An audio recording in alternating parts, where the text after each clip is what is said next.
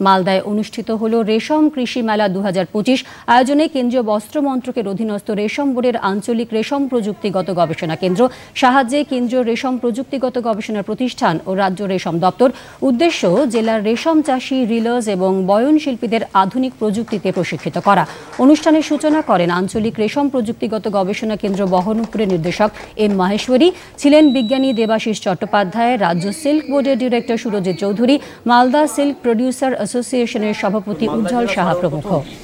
মানে রেশম উৎপাদনে যদি বলেন মালদা হচ্ছে সবথেকে সিংহভাগ কন্ট্রিবিউশন দেয়, তো আমাদের থেকে এগিয়ে গেছে দক্ষিণ ভারতের রাজ্য।